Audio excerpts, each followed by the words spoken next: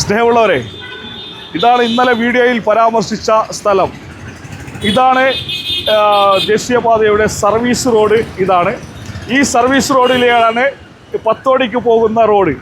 ഈ റോഡിലാണ് ഈ സ്ഥലത്തായിട്ടാണ് വാഹനങ്ങൾ തടസ്സമാകുന്ന രീതിയിൽ ഇവിടെ പൂർണ്ണമായി കയ്യേറ്റങ്ങൾ ഉണ്ടായിരുന്നത്.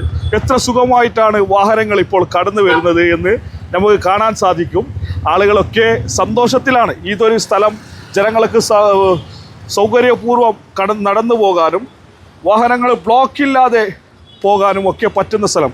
ഇവിടെ എവിടെയാണ് ഞാൻ ചെയ്തത് തെറ്റ്? ഞാനെന്ന ജില്ലാ പഞ്ചായത്ത് എന്ന ജനപ്രതിനിധിക്ക് നിരന്തരമായി ജനങ്ങളുടെ ഭാഗത്തു നിന്നും പരാതികൾ ലഭിക്കുമ്പോൾ ഉദ്യോഗസ്ഥന്മാർ പലപ്പോഴുമായി വന്ന് പറഞ്ഞ് ഇത് എടുത്തു മാറ്റണമെന്ന് പറയുമ്പോൾ അവരോട് സംസാരിച്ച് അവരുടെ സമ്മതത്തോടു കൂടി ഇത് എടുത്തു മാറ്റിയ ഒരു സ്ഥലമാണ്. പകരം അവരെ സുരക്ഷിതമായ ഒരു സ്ഥലത്തേക്ക് മാറ്റിയിരിക്കുകയാണ്.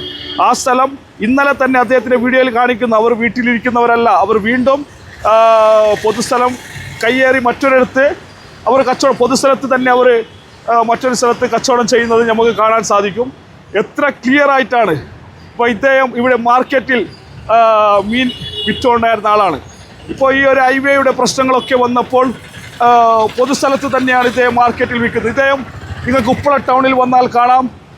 അദ്ദേഹത്തിനെ ഞങ്ങൾ എവിടെയും എണിപ്പിച്ചിട്ടില്ല. അദ്ദേഹം സുരക്ഷിതമായി മറ്റൊരു സ്ഥലത്ത് അദ്ദേഹം മീൻ വിൽക്കുന്നുണ്ട്. കതിർച്ച എന്ത് പറയുന്നത്? നിങ്ങൾക്ക് എന്തെങ്കിലും ഞാൻ പ്രശ്നമാക്കില്ല? എന്താ ഞാൻ പ്രശ്നമാക്കില്ല? എന്താക്കില്ല. പട്ടൊക്കെ ക്ലിയർ ഒരു മനുഷ്യന്മാർ പോകുന്ന സൗകര്യമുണ്ട്, എല്ലാം ഉണ്ട്. ഞാൻ തെറ്റാക്കില്ല. ഒരു കിലോ ഒരു അര കിലോ മീനും കൂടി നീ ഇതുവരെ പൈസ എടുത്തിട്ടല്ലാതെ ഫ്രീ മേങ്ങിനാ? ഫ്രീ മേങ്ങി നിങ്ങൾക്ക് അറിയുന്നില്ല. ഞാൻ ഇവിടെ അഫ്ത മേങ്ങിനാ? ഒന്നും മേങ്ങില്ല. ആരും മേങ്ങിനെ അവരെ നമ്മളെ കാണിക്കണം. ഇപ്പൊ കഴിഞ്ഞ ദിവസത്തെ വീഡിയോ നമ്മളെതിരെ വന്നിട്ട് ചെല്ലണം നാട്ടുകാർ. ഇദ്ദേഹം ഇവിടെ കച്ചവടം ചെയ്യുന്ന ആളാണ്. ഇദ്ദേഹത്തിൻ്റെ അടക്കം ഇവിടെ ഉണ്ടായിരുന്നു. ഇദ്ദേഹത്തിന് സുരക്ഷിതമായി മറ്റൊരു സ്ഥലത്തേക്ക് ഞങ്ങൾ മാറ്റിയതാണ്. ആരെന്ന് ഒരു 10 രൂപ മേങ്ങിയിട്ടുണ്ടോ ഞങ്ങൾ ഇതിൽ വന്നിട്ട് അവർ ആരുണ്ടെങ്കിൽ ചെല്ലണം. അപ്പോൾ ഈ വ്യക്തി ഇന്നലെ വീഡിയോയിൽ വന്നിട്ട് പറഞ്ഞ വ്യക്തി എനിക്ക് മനസ്സിലാകുന്നില്ല. അദ്ദേഹം ഇന്നും തെരുവിൽ തന്നെയാണ് കച്ചവടം ചെയ്യുന്നത്.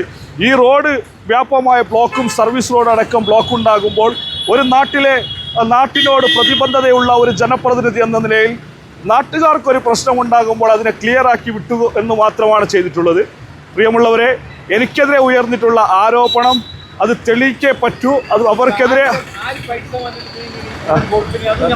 അറിയണം. അത് ഞാൻ തീർച്ചയായും ആ ചാനലിനെതിരെ മാനനഷ്ട കേസ് ഫയൽ ചെയ്യാൻ പോവുകയാണ്. എൻ്റെ അഡ്വക്കേറ്റ് ടീമുമായി ഞാൻ സംസാരിച്ചിട്ടുണ്ട്. അതിൻ്റെ പേപ്പർ വർക്ക് നടക്കുകയാണ്.